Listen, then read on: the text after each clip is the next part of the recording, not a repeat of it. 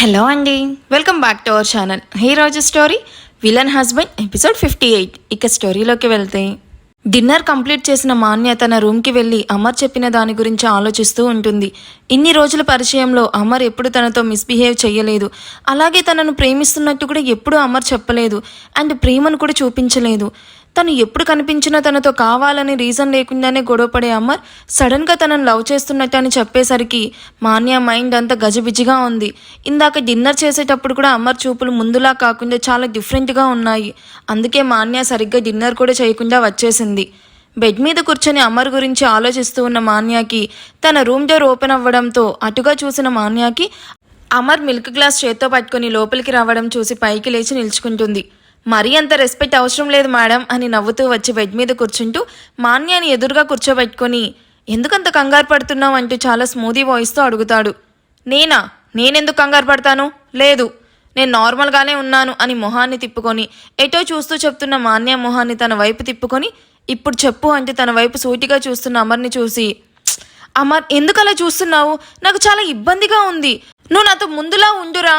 ఇలా కొత్తగా బిహేవ్ చెయ్యకు. నాకు ఇదంతా డైజెస్ట్ చేసుకోవడానికి అవ్వట్లేదు. లిటరల్లీ పిచ్చి పడుతుంది తెలుసా. నువ్వు నన్ను లవ్ చేయడం ఏంటి? నాకేం అర్థం కావట్లేదు. నువ్వు జోక్ కానీ చెయ్యట్లేదు కదా. ఏ స్టూపిడ్, ఇలాంటి విషయాలు ఎవరైనా జోక్ చేస్తారా? నేను నిన్ను ఫస్ట్ టైం చూసినప్పుడే లవ్లో పడిపోయాను. బట్ మనం ఎప్పుడు కలిసినా మన మధ్య ఏదో ఒక గొడవ జరిగేది. అండ్ నాకు కూడా ఆ గొడవలు చాలా ఫన్నీగా నీతో అవి కూడా నాకు మంచి మెమరీస్ అనిపించేవి. అందుకే కావాలని నీతో గొడవ పడేవాడిని.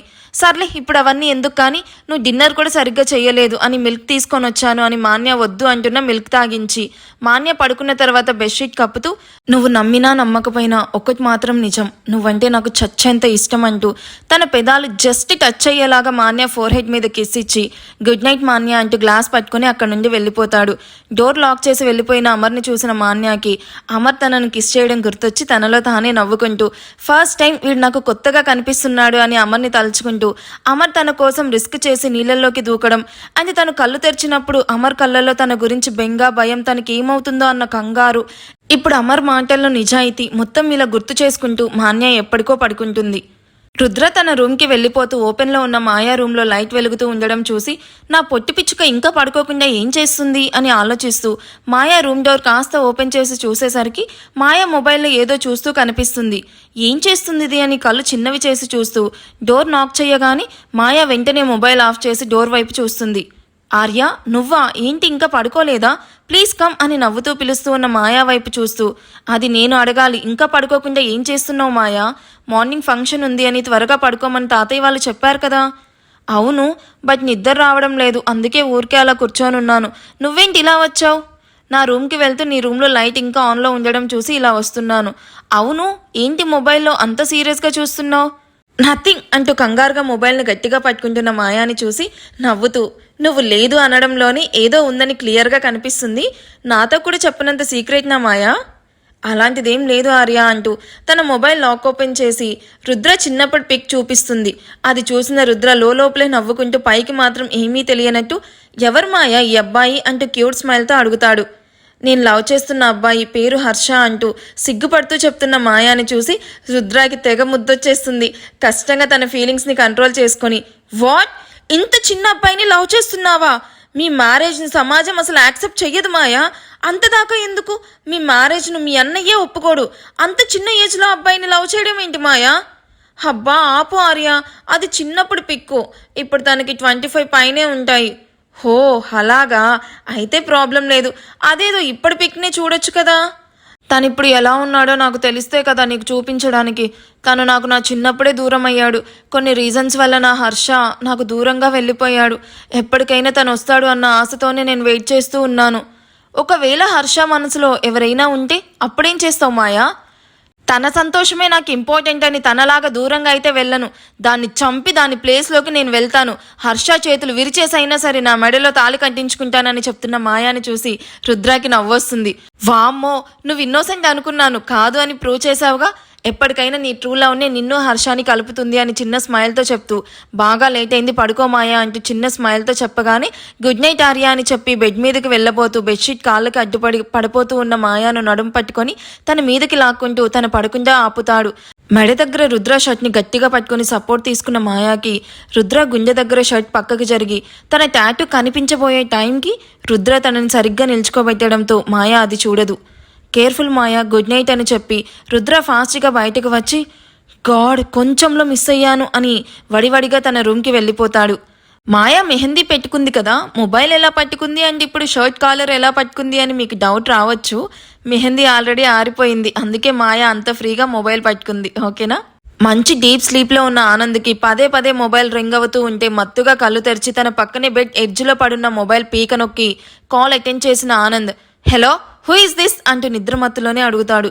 నందు అంటూ తన ఇయర్ డ్రమ్స్ పగిలిపోయేలాగా అటువైపు నుంచి అరిచిన శ్రియ వాయిస్కి ఉలిక్కిపడి హా అంటూ లేచి కూర్చొని అబ్బా శ్రియ పిచ్చిగాని పట్టిందా ఏంటి? ఒక్క క్షణం గుండాగిపోయింది తెలుసా? ఎందుకలా అరుస్తున్నావు? అరవడం కాదు, నిన్ను ఉతికి ఆరేయాలి నందు. ఎన్నిసార్లు కాల్ చేసినా పిక్ చేయవేంటి? ఎక్కడ చచ్చావు? నా కాల్ కూడా పిక్ చేయనంత బిజీగా ఏం చేస్తున్నావు? నీ కాల్ నేను పిక్ చేస్తే ఇక్కడ రుద్ర నా పీక కట్ చేసేలా ఉన్నాడు. మీ ఇద్దరి మధ్య నేను శాండ్విచ్ అయిపోతున్నాను శ్రియ. ఈ కాల్ ఏదో వాడికే చేసి నా దగ్గర ఏడ్చే ఏడుపు రుద్ర దగ్గర ఏడవచ్చు కదా. మధ్యలో నాకు దేనికి ఈ టార్చర్ చెప్పు? రుద్ర నా నెంబర్ బ్లాక్ చేశాడు నందు. ప్లీజ్ మీరు ఎక్కడున్నారో చెప్పు నందు. నేను అర్జెంటుగా తనని చూడాలి ప్లీజ్. ఆంటీకి కూడా తను ఎక్కడున్నాడో చెప్పలేదట. నీకెలా చెప్పాలి శ్రియ? రుద్ర తను లవ్ చేస్తున్న అమ్మాయిని మీట్ అయ్యాడు అండ్ ఆ అమ్మాయి కూడా రుద్రాని లవ్ చేస్తుంది. నువ్వు ఇంకా పిచ్చిగా ప్రేమించడంలో అర్థమే లేదు. ప్లీజ్ శ్రియ అర్థం చేసుకో. రుద్ర తను లవ్ చేసిన అమ్మాయిని కలిశాడు అన్న దగ్గర శ్రియ ఆగిపోయి ఏడుస్తూ కాల్ కట్ చేస్తుంది. బట్ ఆనంద్కి మాత్రం కోపంగా కాల్ కట్ చేస్తుందని అర్థం అవ్వడంతో తను సెట్ అవ్వడానికి టైం కావాలి అని తను కూడా శ్రియకి కాల్ బ్యాక్ చెయ్యడు. జై మెహందీ ఆర్టిస్ట్ నడుం పట్టుకొని రూమ్లోకి లాగి డోర్ లాక్ చేయడం చూసిన ఆద్య కళ్ళు పెద్దవి చేసి ఆశ్చర్యంగా చూస్తూ షాక్ అవుతుంది. వాట్ ద హెల్, అసలు వీడు ఏమనుకుంటున్నాడు? కొత్త ప్లేస్ అండ్ కొత్త ఇల్లు, కొత్త మనుషులు, ఎంత డీసెన్సీగా ఉండాలి.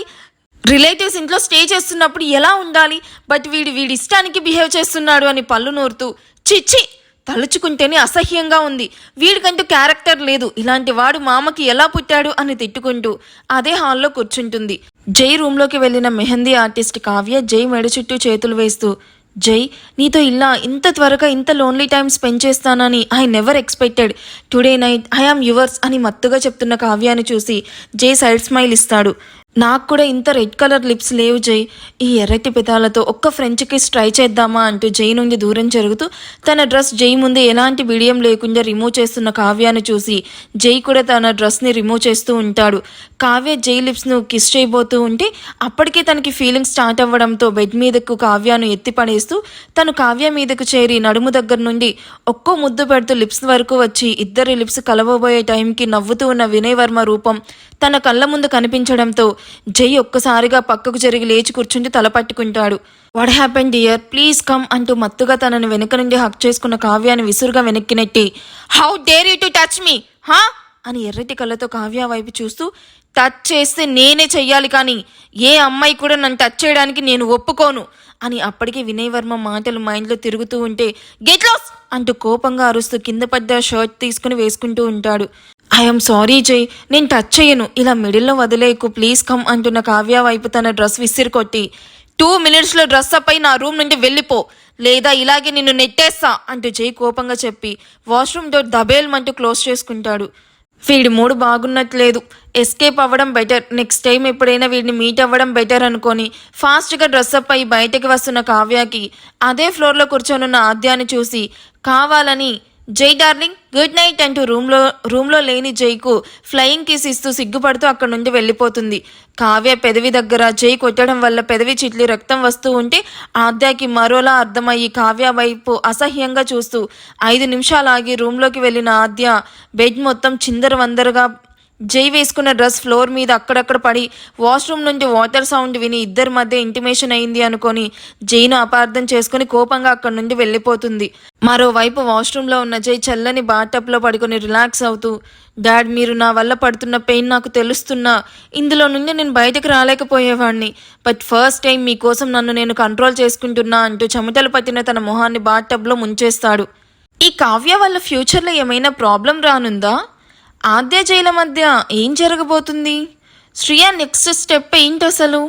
అమర్ లవ్ని మాన్య యాక్సెప్ట్ చేస్తుందా లేదా? మాయాకి రుద్ర ఎవరో తెలుస్తుందా?